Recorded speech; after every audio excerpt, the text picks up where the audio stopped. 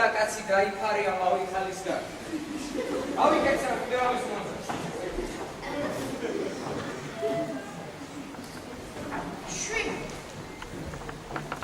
ასელა ყარაკინობა შეიძლება.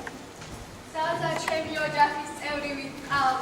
კარგად აღზრდილი ბიჭია. საიმედო მეგობარი. გამიხარდება თუ შეძმას თავით ყოჩაკი და მზრუნველი იქნება. შენს გასაცნობად მოვიდა. შენ კი საფრიდან გავა.